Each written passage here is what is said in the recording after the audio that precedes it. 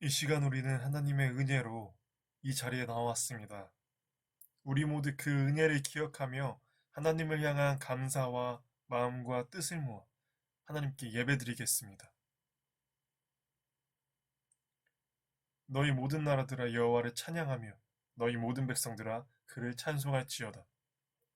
우리에게 향하신 여호와의 인자하심이 크시고 여호와의 진실하심이 영원하미로다. 할렐루야. 우리가 진정한 하나님을 향한 죄의 회개가 없이는 하나님께 예배드릴 수가 없습니다. 이 시간 우리가 한 주간 살아오면서 하나님을 잊고 살았던 그 순간들, 그리고 다른 사람에게 상처를 주었던 일들과 같이 나의 생각이나 말이나 또는 행동, 모든 것을 돌아보며 그 죄를 하나님께 고백하는 시간을 갖겠습니다.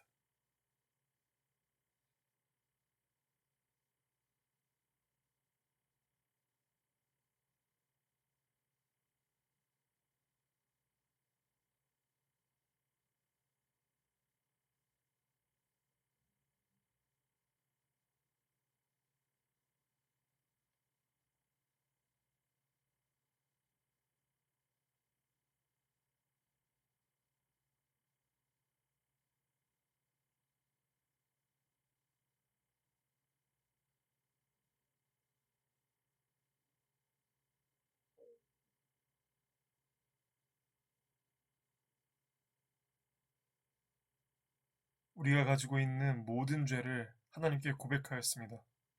이제 하나님이 우리를 용서하신다는 말씀을 경청하십시오. 여기 우리를 용서하신다는 하나님의 말씀이 있습니다. 만일 우리가 우리 죄를 자백하면 저는 미쁘시고 의로우사 우리 죄를 사하시며 모든 불의에서 우리를 깨끗하게 하실 것이라. 아멘.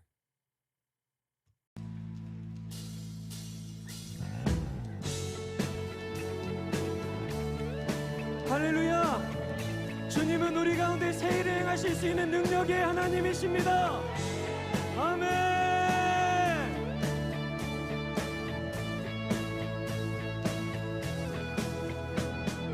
물이 포도주 되고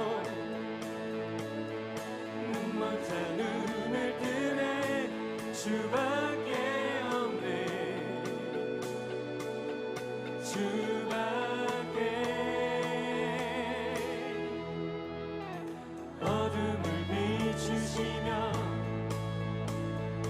우리를 일으키네 주밖에 없네 주밖에 이 주님을 고백합니다. 크신 내 주님 크신 내 주님 강하신 주님 그 어느 누구보다 더 높은 주는 치료자 그거 놀라운 주님 주님 아멘 할렐루야 그 주님이 우리와 함께 하시는 줄 믿습니다. 우리 포도주 되고 우리 포도주 되고 눈먼 자 눈을 뜨네 주밖에 없네 주밖에 어둠을 비추시며 어둠을 비추시며 우리를 일으키네 주밖에 없네 주밖에 크신 내 주님 크신 내 주님 강하신 주님 그 어느 누구보다 더 높은 주는 치료자 그거 놀라운 주님 크신 내 주님 크신 내 주님 강하신 주님 그 어느 누구보다 더 높은 주는 치료자 그거 놀라운 주님 주님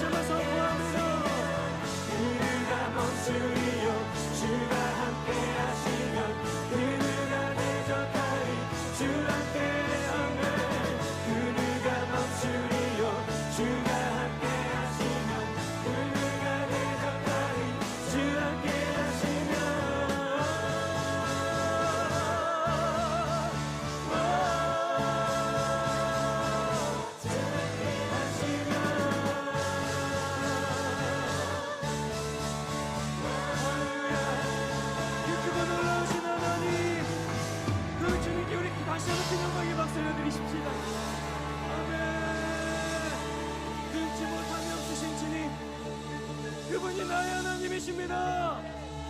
그분이 내 하나님이십니다. 할렐루야 주님. 이 시간 사도신경으로 우리의 신앙을 고백하겠습니다. 나는 전능하신 아버지 하나님, 천지의 창조주를 믿습니다.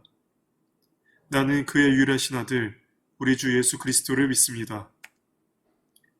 그는 성령으로 잉태되어 동정녀 마리아에게서 나시고 본디오 빌라도에게 고난을 받아 십자가에 못 박혀 죽으시고 장사된 지 사흘 만에 죽은 자 가운데서 다시 살아나셨으며 하늘에 오르시어 전능하신 아버지 하나님 우편에 앉아 계시다가 거기로부터 살아있는 자와 죽은 자를 심판하러 오십니다. 나는 성령을 믿으며 거룩한 공교회와 성도의 교제와 죄를 용서받는 것과 몸의 부활과 영생을 믿습니다. 아멘.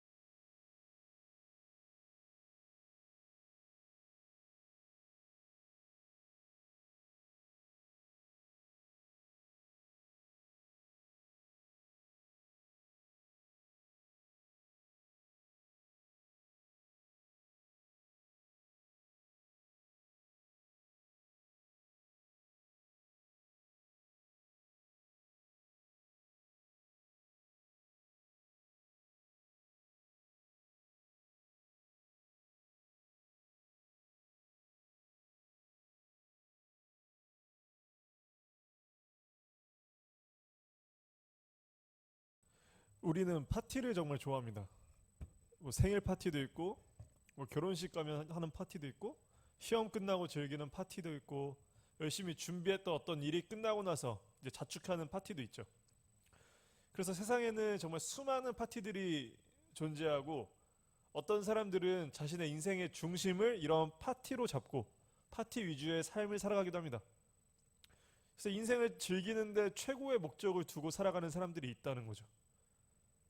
파티하면 떠오르는 이미지들이 있죠. 맛있는 음식, 그리고 술, 음악, 사람들, 흥겨운 이미지가 막 떠오릅니다. 이제 흥겹게 즐기기 위해서 또 여러 사람들이 함께 모입니다. 파티는 분명 즐겁습니다. 그 순간을 많은 사람들이 정말 정신없게 즐겁게 보내죠. 그러나 문제는 파티는 결국 끝이 난다는 것이죠. 즐거운 파티가 끝이 난 후에 파티가 끝나고 나면 이제 허무함과 공허함이 찾아오기 시작합니다. 이렇듯 세상이 주는 파티는 우리에게 즐거움을 주기도 하지만, 근데 문제는 우리에게 이런 계속되는 즐거움과 만족감을 주지 못한다는 데 있습니다. 왜냐하면 파티는 계속되지 않고 우리의 삶의 대부분은 이런 파티가 아니라 우리의 일상생활을 살아가기 때문이죠. 그리고 어떤 때는 이런 파티에 참여해도 그 파티 자체가 재미없을 때가 있습니다. 나와 맞지 않는 파티일 때도 있고 그 파티의 사람들이 나와 친하지 않거나 내가 좋아하지 않는 사람들이 있다면 우리는 그 파티를 즐겁게 즐기지도 못하기도 하죠. 그리고 또 파티 안에서 막 사람들이 싸우기도 하고 그 안에서 막 옳지 못한 행동들이 막 벌어지기도 하고 서로 시기하고 질투하고 오히려 파티를 통해서 더 안 좋은 일들이 벌어지곤 합니다. 이것이 바로 사람들이 즐겁다고 또 행복해하는 그 순간처럼 느껴지는 파티라고 할지라도 이 파티가 우리에게 공허함을 주는 이유이죠. 그런 우리들에게 예수님께서는 이런 세상이 주지 못하는 파티, 세상이 주지 못하는 영원한 이 기쁨을 예수님께서는 자신이 주겠다고 말씀하십니다. 그 파티를 예수님께서 시작하겠다고 말씀하시는 거죠. 오늘의 본문은 이제 가나라는 지역에서 결혼 축하 파티가 열렸는데 거기에 이제 예수님과 예수님의 어머니 마리아 그리고 예수님의 제자들이 함께 초대받아서 그 파티에 참석하는 내용입니다.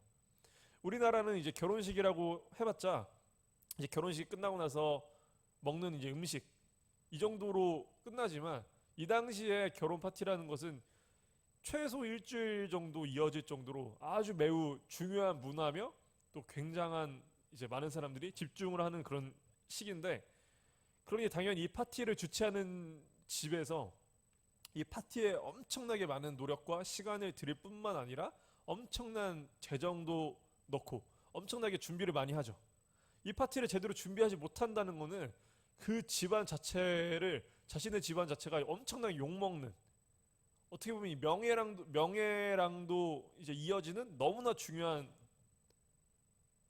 이 중요한 그거였는데 그런데 예수님께서 이 참석하신 파티에 이런 엄청나게 큰 문제가 벌어진 것이죠. 그것이 뭐냐면 바로 포도주가 다 떨어졌다는 것이죠. 포도주가 다 떨어졌다는 것은 파티가 끝이 났다는 것과 똑같은 의미입니다. 그러니까 우리가 이제 결혼식 피로연을 가서 이제 우리가 뷔페에 갔는데 뷔페 음식이 다 떨어지면 어떻게 되겠습니까? 그러면 그 결혼식은 끝이 나는 거죠. 이거와 똑같이 포도주가 다 떨어졌다면 그 당시 결혼식 축하 파티는 그대로 끝이 난다는 것이죠. 그러니까 얼마나 큰 문제였겠습니까? 아직 기간이 한참 남았는데 앞으로 더 올 사람도 한참 많은데 그 사람들이 다 돌려보내야 하고 심지어 멀리서 오는 일가 친척 모든 사람들이 다 모였는데 그 사람들을 맞이하기도 전에 파티가 끝이 난다면 이 얼마나 큰 문제가 있겠습니까? 이제 그것을 알게 된 어머니 마리아가 너무 심각한 문제니까 예수님께 와서 그 사실을 말해준 거죠. 다급하게 뛰어서 예수님께 포도주가 다 떨어졌다. 이 얘기를 예수님에게 합니다. 그때 이제 우리가 해석하기 난해한 구절이 나오는 거죠. 4절에 보면 예수께서 이르시되 여자여 나와 무슨 상관이 있나이까 내 때가 아직 이르지 아니하였나이다 라고 우리 본문에 이렇게 나옵니다. 근데 예수님께서 이렇게 거절하신 것과 같은 이런 말씀을 하심에도 불구하고 어머니 마리아는 하인들을 불러서 예수님께서 시키는 대로 순종하라라고 이렇게 요구를 하죠. 그래서 예수님께서는 거절하셨음에도 불구하고 어머니 마리아의 이런 행동에 마음을 돌이켜 물을 포도주로 바꾸는 듯한 내용이 이어지는 모습을 보게 됩니다. 그래서 이 본문을 보고 이제 마리아를 향해 기도하는 사람들이 나타나기도 하죠. 그러니까 예수님은 자신의 뜻이 아님에도 불구하고 어머니 마리아가 이렇게 간청하니까 예수님께서 마음을 돌이키셨다. 이렇게 받아들이면서 우리도 원하는 것을 예수님이 아니라 마리아에게 대신 기도하면 예수님이 이제 어머니 마리아의 간청에 못 이겨서 우리의 기도를 들어줄 것이다.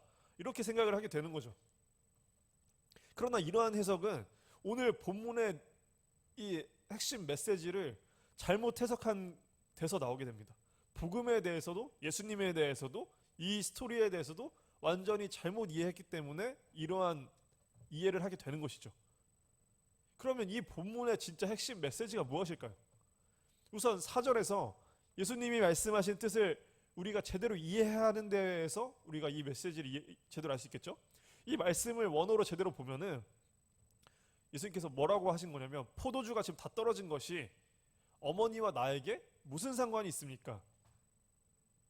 이겁니다. 개혁정처럼 어머니하고나 상관있지 나하고는 무슨 상관입니까? 라는 이런 의미가 아니라 어머니와 나에게 포도주가 다 떨어진 것이 무슨 상관입니까? 내 때가 아직 이르지 않았습니다. 라고 일단 이렇게 보는 건데, 그리고 우리가 또 다음 이어지는 말씀에 대해서 해석하는 것이 중요합니다. 내 때가 이르지 아니하였나이다. 이 메시지를 우리가 성경에서 보면 이제 텍스트로 보니까, 글자로 보니까 뭔가 딱딱하게, 뭔가 거절하게, 냉정하게 거절하는 예수님의 이런 느낌이 보이는데, 우리가 그래서 이제 그 카톡으로 보는 그 글과 실제로 대화할 때 그 뉘앙스가 완전 다른 거를 우리가 많이 경험하는 경우가 있죠. 그래서 우리가 중요한 얘기할 때는 카톡이라던가 이렇게 메시지로 대화하는 것보다 최소한 전화를 하던가 아니면 만나서 대화하는 것이, 이유가 여기 있죠. 텍스트에는 감정이 담겨져 있지 않기 때문에 이제 오해할 수 있는 그런 이제 일들이 벌어나기 때문인데, 그래서 이제 이모티콘이 발전하기 시작하는 거겠죠. 감정을 이제 조금이라도 더 표현하기 위해서. 그러니까 그것처럼 우리가 이 성경 텍스트를 보면 예수님이 굉장히 냉정하게 이제 거절하는 것처럼 보이지만, 우리가 이 예수님의 이 뉘앙스를 제대로 이해하지 못했기 때문에, 알지 못했기 때문에 우리가 예수님의 이 메시지를 잘못 받아들였을 수도 있다라는 것이죠. 그러니까 예수님은 이 말씀을 하실 때 우리가 받아들이는 것과는 다르게 말씀하실 수도 있다는 것이죠. 그것은 포도주가 다 떨어진 것이 어머니와 나에게 무슨 상관이 있습니까? 이것은 나의 때가 아직 오지 않아서 그런 것입니다. 이렇게 보면은 우리가 이전에 알던 것과 의미가 달라지게 됩니다. 그렇게 됐을 때 우리는 뒤이어서 나오는 어머니 마리아의 행동이 이해가 가기 시작합니다. 이때까지 예수님께서는 메시아로 활동하시기 이전입니다. 아직 세상에 하나님의 나라의 복음을 전하기 이전이죠. 그러니까 자신이 메시아임을 드러내시기 이전이라는 거죠. 근데 그럼에도 불구하고 어머니 마리아는 예수님이 남다른 분이라는 걸 알고 있었죠. 왜 그럴까요? 예수님을 성령으로 낳았기 때문이죠. 성령으로 잉태하고 예수님을 이제 낳았기 때문에, 그리고 그 사건 이전에 천사들에게 먼저 이것들에 대해서 이제 설명을 듣게 되죠. 이제 그러니까 아직 예수님이 세상에서 어떤 활동을 하지 않으셨음에도 불구하고 어머니 마리아는 예수님을 보면서 예수님이 남다른 존재이기 때문에 어떤 일을 하게 될 것이라는 이제 그런 생각이 있었을 거예요. 늘 그걸 마음에 품고 있었는데, 그러던 찰나에 오늘 예수님께서 하신 이 말씀 중에 이 의미심장한 한마디를 듣고 늘 이것을 마음에 품고 있었던 마리아는 지금 뭔가 일어날 수 있겠구나, 지금 무슨 일이 벌어지겠구나, 이것을 깨달았다는 것이죠. 그래서 그 말은 예수님께서 하셨던 이 말씀 한마디, 여기서 뭔가 마리아가 깨닫지 않았나 싶은데 바로 그게 뭐냐면 아직 내 때가 오지 않았기 때문에 이런 것입니다, 이 말입니다. 지금까지 하나님이 예수님을 보내셨던 그 의미를 마리아는 몰랐는데, 예수님이 자신의 때라는 것을 언급하시는 것을 듣고 지금 뭔가 일어나겠다.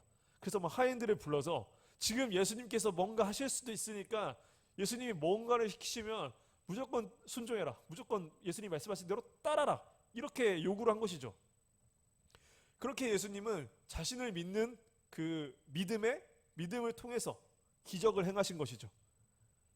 그냥 기적을 행하신 게 아닙니다. 자신의 때가 오면 어떤 일이 일어날 것인지 그곳에 있는 사람들에게 미리 보여주신 것이죠. 그래서 이 사건 이후에 제자들이 어떻게 되냐면 예수님을 믿기 시작했다라고 나오는데, 그래서 단순히 이 내용을 어머니 마리아와 하인들이 예수님을 간절히 믿음을 통해서 기적을 행하게 했다라고만 받아들이면 우리가 이 메시지를 정말 제대로 이해하지 못한 것입니다. 여기서 가장 중요한 것은 예수님의 때와 모든 것이 연결되어 있다는 것이죠. 우리가 예수님께 믿기만 하면 내가 원하는 기적을 이뤄주신다는 것이 아니라, 이 메시지는 그런 의미로 예수님께서 이 일을 하셨다는 것을 보여주는 것이 아니기 때문이죠. 예수님이 하인들에게 하신 말씀을 보면 6절에 이제 거기에 유대인의 정결 예식을 따라 두세 통 드는 돌 항아리 6이 놓여 있는지라. 여기서 보면 이제 정결 예식은 그 당시 이제 율법의 가르침을 따르는 사람들이 이제 어떤 음식을 먹기 전에 이 정결 예식으로서 손을 씻는 거, 이제 손을 씻을 때 쓰는 물이 담겨져 있는 항아리를 말하는데, 그래서 이제 나중에 성경을 보면 나오죠. 예수님한테 따지잖아요. 바리새인들과 이제 그런 장로들이 왜 당신의 제자들은 음식 먹기 전에 손을 씻지 않습니까? 이게 바로 이 정결 예식이랑 연결된 거예요. 그러니까 이제 굉장히 사람들은 이 정결 예식에 대해서 매우 중요하게 생각했다는 거죠. 근데 이제 물 두세 통 드는 양은 대략 100리터를 의미합니다. 우리가 이제 큰 페트병이 1.5리터잖아요. 1.5리터짜리도 물이 그렇게 많은데 그게 100리터짜리의 물을 가득 담을 수 있는 돌항아리 6개가 있었다는 것이죠. 굉장히 많은 양이죠. 심지어 그 돌항아리 6개가 있었다는 것은 이 파티에 참석하는 사람들이 굉장히 많았고, 그리고 유대인의 정결 예식을 매우 중요하게 생각했던 사람들이 이 파티에 참석했다라는 것을 의미합니다. 그리고 그 돌 항아리에 물이 다 떨어졌다는 것은 수많은 사람들이 이 잔치에 참여했으면서 그 물을 다 쓸 만큼 열심히 손을 씻었다라는 것을 이제 짐작할 수 있게 되는 것이죠. 그런데 중요한 건 이 파티에 포도주가 다 떨어졌다는 것이죠. 이 의미가 무엇일까요? 단순히 파티에 포도주가 다 떨어졌다라고 우리는 받아들일 수 있겠지만, 성경에 기록될 정도면 굉장히 의미 있는 일이기 때문에 기록을 한 것입니다. 이 의미 있는 메시지가 과연 무엇일까요? 그것은 바로 율법을 중시하던 자들의 시대가 이제 끝이 났다라는 것입니다. 사람들에게 파티에서 흥과 기쁨을 주는 포도주는 매우 중요한 것이죠. 포도주가 없으면 파티가 끝이 날 정도로 포도주는 파티의 중심입니다. 이렇게 율법을 중시하던 사람들의 잔치에 포도주가 다 떨어졌다. 이 말은 바로 그들의 파티는 끝이 났다. 그들을 즐겁게 하는 포도주는 다 끝이 났다. 마침내 율법의 시대는 끝이 났다라는 것을 의미하는 것이죠. 그러니까 율법의 시대는 끝이 났다는 것을 이 가나의 혼인잔치를 통해서 우리 볼 수 있게 됩니다. 그때 예수님이 하신 행동이 무엇이나요? 예수님은 명령하셔서 그 물 항아리에 물을 채우라고 명령하시죠. 이때 예수님이 채우신 물은 율법을 잘 지키기 위해서 손을 씻을 물을 채운 것이 아닙니다. 그 물을 채운 이제 정결 예식에 쓰려고 만들어 놓은 이 돌 항아리에 물을 붓게 명령하신 후 예수님께서는 그 물을 통하여서 다시 사람들에게 손을 씻게 해주어라 이렇게 명령하지 않으셨죠. 이 물을 하인들에게 명령하길 이제는 떠서 연회장에게 갖다 주라 라고 말씀하십니다. 이제는 씻는 물이 마시는 물로 완전히 용도가 변경된 거죠. 씻는 물은 율법의 명령입니다. 하지만 예수님께서 다시 채우신 그 물은 이제 마실 수 있게 된 물이죠. 율법의 효력은 다했지만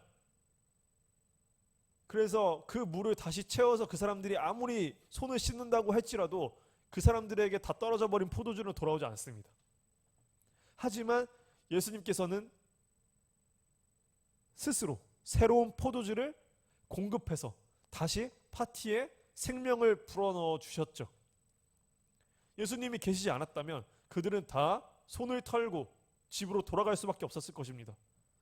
하지만 예수님께서는 그 파티에 다시 포도주를 공급하시고 다 끝나버릴 그 사람들의 기쁨과 즐거움을 다시 새롭게 공급하신다는 걸 보여주시는 거죠. 그리고 예수님께서 주시는 포도주를 먹었던 사람들은 10절 말씀과 같이 사람마다 먼저 좋은 포도주를 내고 취한 후에 낮은 것을 내거늘 그대는 지금까지 좋은 포도주를 두었도다. 예수님이 주시는 포도주는 이전 것보다 훨씬 좋은 포도주였죠. 이 말은 세상이 주었던 이제 거짓 즐거움의 시대는 다 끝이 났고 이제는 예수님이 주시는 진짜 즐거움의 시대가 시작되었다는 것을 오늘의 이야기를 통해서 우리는 볼 수 있게 된 것입니다. 예수님만이 우리에게 진정한 생명을 주시는 분이시고 율법에서는 결코 얻을 수 없었던 새 생명을 사람들에게 공급하여 주신다는 것이죠. 예수님이 시작하신 새로운 파티는 지금까지 있었던 이전의 파티들과는 근본적으로 다른 새로운 파티라는 것이죠. 이 말씀을 구약에서 이사야 선지자가 하셨던, 하나님이 이사야 선지자를 통해서 미리 예언하셨던 그 말씀을 이루는 것인데, 이사야서 25장 6절과 8절 말씀을 보면 만군의 여호와께서 이 산에서 만민을 위하여 기름진 것과 오래 저장하였던 포도주로 연회를 베푸시리니 곧 골수가 가득한 기름진 것과 오래 저장하였던 맑은 포도주로 하실 것이며, 또 이 산에서 모든 민족의 얼굴을 가린 가리개와 열방 위에 덮인 덮개를 제하시며 사망을 영원히 멸하실 것이라. 주 여호와께서 모든 얼굴에서 눈물을 씻기시며 자기 백성의 수치를 온 천하에서 제하시리라. 여호와께서 이같이 말씀하셨느니라. 그래서 우리도 지금 우리가 그토록 바라고 있던 세상의 파티에 참여하고 그 세상의 파티에서 만족을 얻을 것이 아니라, 그 세상의 파티에서 기쁨을 얻을 것이 아니라 우리는 예수님의 파티에 참여해야 된다는 것이죠. 우리가 세상에서 얻을 수 있는 만족은 다 가짜입니다. 어느 정도 그 순간은 즐거움을 누리지만 그것들은 언젠간 결국 끝이 나버리고 우리는 다시 공허함을 느끼게 되는 그런 파티인 거죠. 결국 파티에 아까 우리가 말씀에서 봤던 결국 떨어져 버리는 포도주와 같습니다. 그렇기 때문에 우리는 영원히 마르지 않는 생수이신 예수님을 통해 공급받아야만 한다는 것이죠. 예레미야 2장 13절 말씀을 보면 내 백성이 두 가지 악을 행하였나니 곧 그들이 생수의 근원되는 나를 버린 것과 스스로 웅덩이를 판 것인데 그것은 그 물을 가두지 못할 터진 웅덩이들이니라. 세상 사람들이 행하는 두 가지 악이 있다고 말씀하십니다. 첫 번째가 생수의 근원 대신 하나님을 버린 것이죠. 그리고 두 번째는 생수의 근원 대신 하나님을 버렸기 때문에 우리는 늘 공허하고 불안하고 두렵습니다. 그래서 그거를 해결하기 위해서 스스로 내가 웅덩이를 판다는 거죠. 그런데 그 웅덩이는 밑빠진 독과 같아서 그 어느 것도 채우지 못하고 다시 빠져나가 버린다는 거죠. 그래서 또다시 공허하고 불안하고 두렵다는 것입니다. 그럼에도 불구하고 우리는 생수의 근원 대신 하나님에게서 체험받으려는 것이 아니라 계속해서 나의 웅덩이를 스스로 팔려는 어리석은 행동들을 한다는 것이죠. 이런 악에서 돌아서는 것은 바로 우리 스스로 만족하기 위해서, 나의 불안함을 스스로 없애기 위해서 스스로 웅덩이를 팔려는 미련함을 버리고 인간이 만든 다 떨어지는 포도주를 즐기려는 하는 것이 아니라 예수님께서 만드신 포도주, 요한복음 7장 37절 38절의 말씀과 같이 예수께서 서서 외쳐 이르시되 누구든지 목마르거든 명절 끝날 곧 큰 날에 예수께서 서서 외쳐 이르시되 누구든지 목마르거든 내게로 와서 마셔라. 나를 믿는 자는 성경의 이름과 같이 그 배에서 생수의 강이 흘러나오리라. 이 말씀처럼 우리는 예수님을 믿는 믿음을 통하여서 성령님의 임재를 통하여서 우리 안에 성령님을 받아들였을 때, 우리가 성령님의 임재함을 경험하였을 때 우리의 모든 두려움과 우리의 모든 불안함, 우리의 모든 어려움들이 채워질 수 있다는 것이죠. 그것이 되지 않는다면 우리는 예수님께서 준비하신 파티에 그 누구도 참여하지 못하게 됩니다. 그러면 우리는 늘 갈급해하고 불안해하고 두려워할 수밖에 없는 운명인 것이죠. 예수님께서 이 말씀을 통하여서 말하신 나의 때가 오지 않았습니다. 이때는 이렇게 말씀하셨지만 지금은 예수님께서 우리를 위해서 십자가에서 죽으셨고 우리를 위해서 십자가에서 우리의 죄를 다 해결하여 주셨고 그렇게 우리는 하나님을 만날 수 있도록 예수님께서 인도하여 주셨습니다. 우리는 그 예수님의 사랑을 경험하고 깨닫고 그래서 우리는 성령님의 임재하심을 통하여서 생수의 근원 되신 하나님께 늘 체험받고 공급받을 수 있게 된 것이죠. 예수님께서 물을 포도주로 만드신 것은 이러한 우리에게 큰 기쁨을 주시겠다라고 한 사실을 보여주려고 하신 것이지, 단순히 예수님께 때를 쓰듯이 예수님께 기도하면 기적을 베풀어 주신다, 이것을 말씀하시기 위해서 이 행동을 하신 것이 아니죠. 그것보다 더 큰 것, 우리에게 지금부터 영원한 하나님의 나라의 삶을 살아갈 수 있도록 그렇게 인도하여 주시겠다고, 그리고 우리가 예수님 안에서 정말 하나님께 이 모든 것들을 충족받을 수 있다, 그것을 오늘의 내용을 통해서 보여준 것이죠. 그래서 우리 친구들도 정말 지금 삶을 살아가면서 많은 어려움이 있을 것이고, 또 두려운 일들이 많을 것이고, 그리고 또 힘든 일이 많을 수 있을 것입니다. 그리고 또 반대로 기쁜 일이 있을 것이고 즐거운 일이 있을 것이겠죠. 그러나 그 한 걸음 한 걸음 걸어가는 모든 순간 가운데 오늘 예수님께서 하신 이 말씀을 잊지 않기를 바랍니다. 왜냐하면 여러분들이 정말 예수님을 믿고 성령님의 임재하심을 품고 한 걸음 한 걸음 살아간다면 지금 힘든 일들도 나중엔 기쁜 일들로 바뀔 것이고, 그리고 지금 기쁘고 즐거운 일들도 얼마 가지 않아 또다시 사라져 버린다는 것을 경험할 것이기 때문입니다.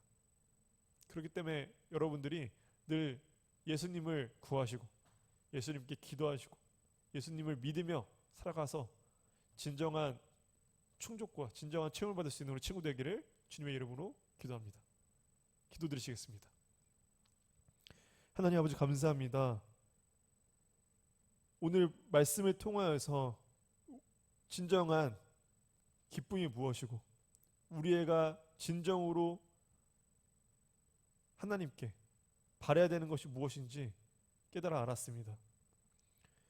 우리가 바랄 것은 오직 예수님을 통하여서 예수님께서 주시는 그 마르지 않는 생수의 강을 경험하는 것이 가장 중요한 것임을 이 시간 말씀을 통해 들을 수 있었습니다.